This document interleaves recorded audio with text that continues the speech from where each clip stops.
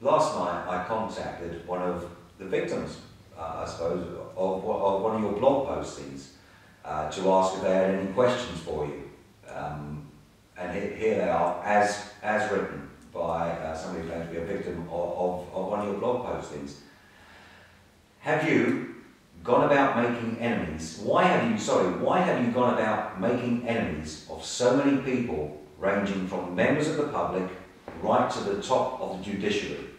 And do you think that this approach has come back to haunt you, or will come back to haunt you later on in life?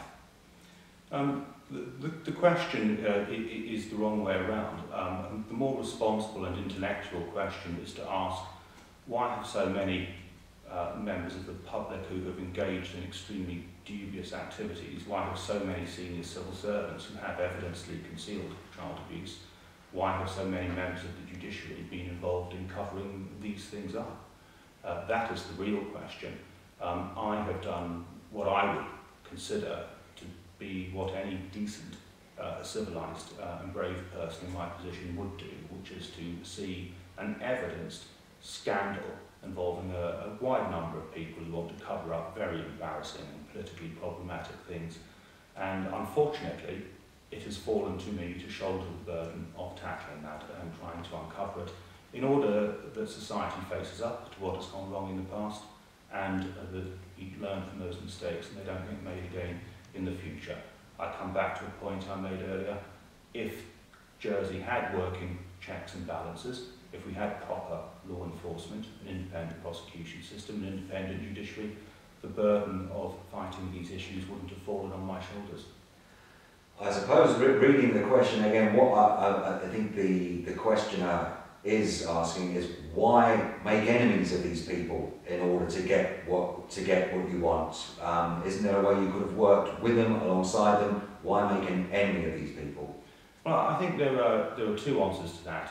As the evidenced facts show, back in 2007, when I was the Minister for Health and Social Services, I spent the first half of that year gradually uncovering through whistleblowers and survivors a range of quite serious child protection failures, and the more I investigated, the worse they became. And by about May in 2007, I had to accept that Jersey had a grotesque and systemic child protection failure on its hands. Now, I answered a question in the State's Chamber in 2007 with a perfectly reasonable and honest answer. I said, if you're asking me, do I have faith or confidence in the Irish child protection systems? No, I don't. And I'm going to commission an external independent investigation. That's an entirely reasonable answer. But that triggered the war against me. So again, the question is, why should these various senior figures in the Jersey establishment, these senior civil servants and others, want to become the first ever democratic administration to sack a social services minister for trying to protect children? They started the political war. It wasn't me. I've simply defended myself and my constituents who are survivors ever since then. And if you're asking the question from the other point of view, and saying, well, wouldn't it have just been so much easier for me not to have made enemies of all these powerful people and just to have basically put the child protection failures to one side and ignored them? No, that's not the kind of person I am, and it's by ignoring bad and atrocious things that one permits them, one allows them to happen, and I'm not doing that. Okay, you touched upon it there when you were the health minister. You had ample time to take these civil servants to task, if you like. Why did you not, when you were the minister, bring them to account? And why didn't you bring them to account when you were the minister? Didn't you have ample time to do that? Under normal circumstances, yes, you could say that. But not only me, but all of my political predecessors too. The old Health and Social Services Committee, previous committee presidents, for example, Senator Dick Shenton, former Conotab Jack Roach, Iris Lefevre, when child protection issues were with the Education Department. Indeed, you can look back at all of my political predecessors who've had political responsibility for child protection, right back since World War II.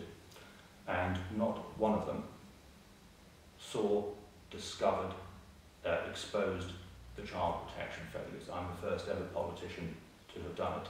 Now, should any of us have exposed those things earlier?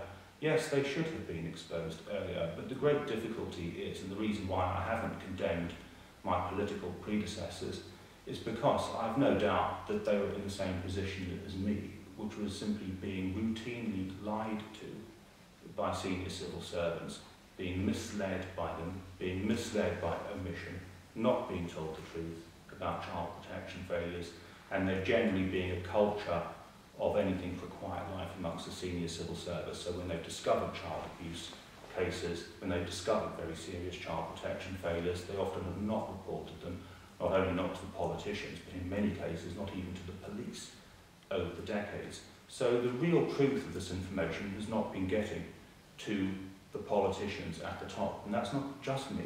You can look at all of my political predecessors too. They too were kept in the dark. And that's one of the reasons why I think we've got to look at systems of governance in Jersey. Okay, this is the second question from the alleged victim of one of your blog postings. Whilst you were away for 6 months, you posted some 23 posts, yet not a single person named in 6 months has been charged with any offence, nor have the mainstream media commented about any of your allegations. Why do you think this is the case? Could it be argued the evidence that you think is damning is really not that strong and maybe made up of too much hearsay? Well, the evidence that I've published is hard. It's documented factual evidence written by a number of different senior police officers, different independent lawyers who've advised senior police officers from the UK, all kinds of information, for example, a very detailed report on child protection failures written by no less a figure than Bridget Shaw, detailed reports written by the Association of Chief Police Officers.